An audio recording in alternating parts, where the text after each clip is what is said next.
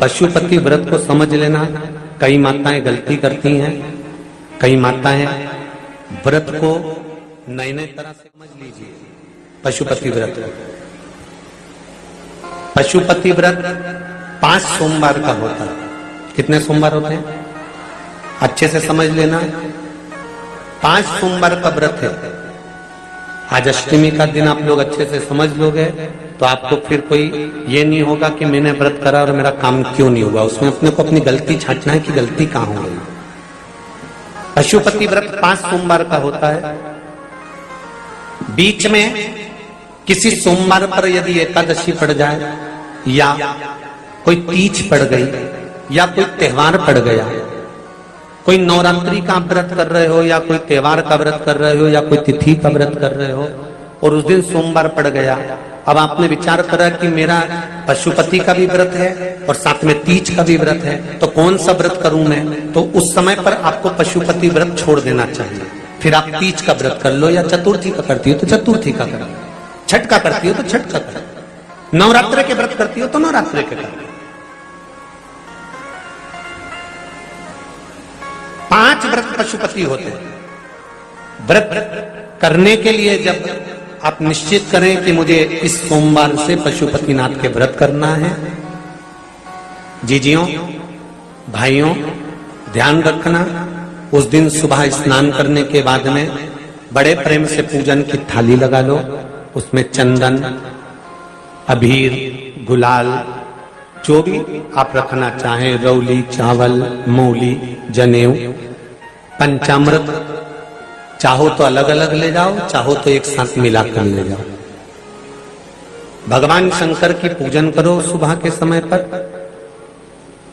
और शिव जी का पूजन कर कर आराधना कर कर भगवान शंकर से प्रार्थना करो, हे शिव जी, हे ओगड़दानी, हे त्रिकालदर्शी, हे कैलाशी, अविनाशी, आज से मैंने पशुपति व्रत प्रारंभ करेगा।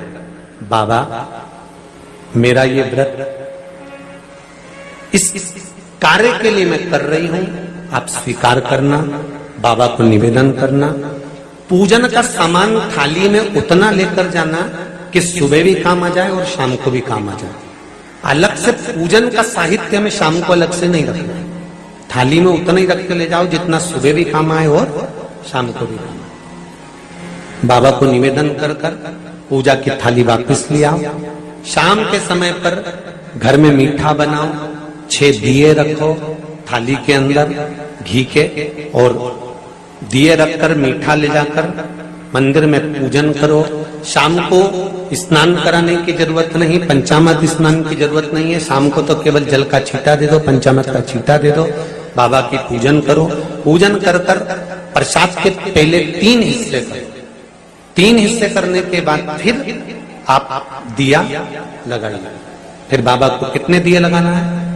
जम के बोलो, 5 दिए लगाना है आपको शंकर भगवान को। 5 दिए लगाइए, एक एक दिया जलाते जाएं और शंकर भगवान से पहले सोमवार को दिया जलाते समय अपने हृदय की बात कहते जाएं। 5 दिए पूरे हो जाएं। छठा दिया जलाना नहीं है, उसको थाली में वापस रख लेना। दिए को थाली से नीचे उतारना जरूर। कौन से दिए को? जम के बोलो जरा। छठे दिए को मंदिर में उतारना जरूर और फिर वापस थाली में रख लेना है। प्रसाद 2 हिस्से मंदिर में छोड़ना है, 1 हिस्सा थाली में रख के ले आना है। पूजन कर कर बाबा को निवेदन कर कर वापस आइए। शाम को जब घर में प्रवेश करो, सीधे हाथ की ओर घर में अंदर जाते समय अपना जो राइट हैंड हो, अपना जो सीधा हाथ हो, उस ओर बैठो और बैठने के बाद उस दिए को प्रकट कर लो, प्रज्वलित कर लो। वहां पर भी शिव जी से प्रार्थना करो, हमारा यह कार्य है, सफल करिएगा। बाबा से निवेदन करके घर के अंदर प्रवेश कर जाओ। भोजन जब जीमने के लिए बैठो, भोजन करने के लिए बैठो, सबसे पहले जो प्रसाद लेकर आए हो उस प्रसाद को खाइए। जो प्रसाद आप लेकर आए उस प्रसाद में से किसी को नहीं देना है आपको, अकेले खाना। उतना ही प्रसाद लेकर जाना जितना खब जाए, छोड़ना भी नहीं। सबसे पहले प्रसाद खाइए, उसके बाद में भोजन करिए। इस व्रत में सुबह आप फलहार कर सकते हो, शाम को भोजन कर सकते हो। भोजन में ये जरूरी नहीं है कि मीठा ही खाना है, नमकीन भोजन भी कर सकते हो। बस मीठा कब खाना है, जब प्रसाद का एक हिस्सा लेकर आओ तो वो एक हिस्सा आप खाओ। उसके बाद में जब भोजन करो तो नमक का करो, कोई मना नहीं, मिर्ची का करो, पर उसमें दिखावा ना करो और भोजन करें। ऐसे 5वां जब सोमवार आ जाए, बीच में अगर कोई सोमवार छूट भी जाए तो व्रत करना, पूजन मत करना। कोई रजो धर्म आ गया, रजस वाला धर्म आ गया, कोई कार्य आ गया तो उसमें पूजन करना, पूजन नहीं करना है, उसमें व्रत जरूर करना। और जब 5वां व्रत रहे,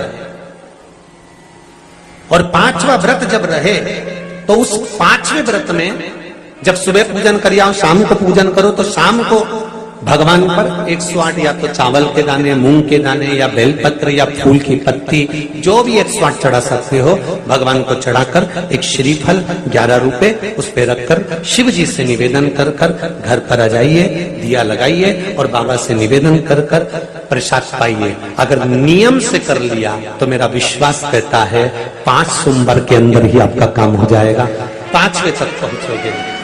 ये शिव शंभु शरणे मांगू घड़ी घड़ी दुख दया करी निदर्शन आपो।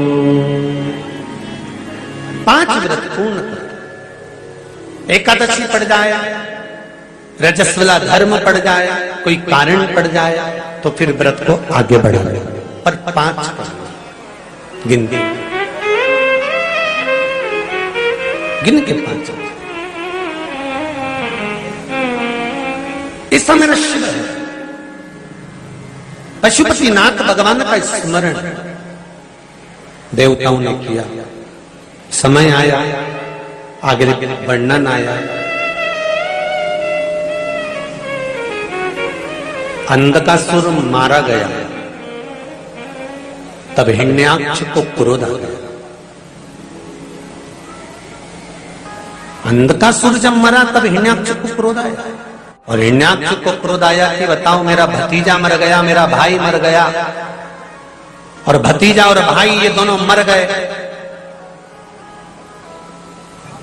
मेरा सगा भाई आज मारा गया और मेरा भतीजा मारा गया। हिरण्यकशिपु को क्रोध आ गया और उसने तुरंत विचार कर लिया कि अब मैं तप करूंगा, ब्रह्मा जी से वर प्राप्त करूंगा। तब ब्रह्मदेव से वर प्राप्त करूं, ना नीचे मरूं ना ऊपर मरूं। सुनिए भागवत, ना अंदर मरूं ना, बोलते जाओ, बाहर ना अस्त्र से मरूं ना नर से, पशु से, न दिन में ना ही 12 महीने में।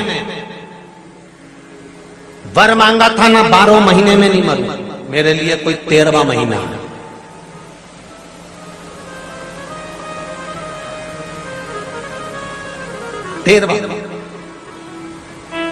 ब्रह्मा जी ने कह दिया तथास्तु, और हुआ वही। आया घर, धर्मपत्नी नहीं थी, कहां गई? इंद्र ले गए। इंद्र क्या गए तो देवऋषि नारद ले गए। नारद जी क्या, इंद्र जिस नारी को लेकर आए थे हिरण्यकशिपु की पत्नी को, वो पत्नी देवऋषि नारद की गर्भित थी, और गर्भित नारी को देवऋषि नारद ने जो ज्ञान प्रदान करा, उस ज्ञान के बल से गर्भ से जो संतान उत्पन्न हुई, उसने जन्म लेते से ही भगवान के नाम का एलाद करा और उसी का नाम प्रहलाद हो गया। वो प्रहलाद प्रकट कर।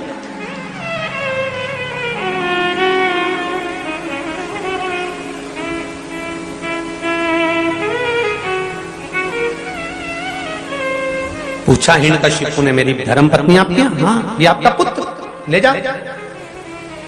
गुरु का काम केवल इतना ही है,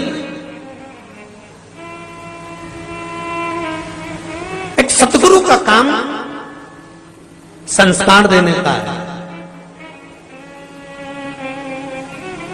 राष्ट्र को संवारने का है, संस्कृति की ओर लेकर जाने का है, सभ्यता की ओर लेकर जाने का है।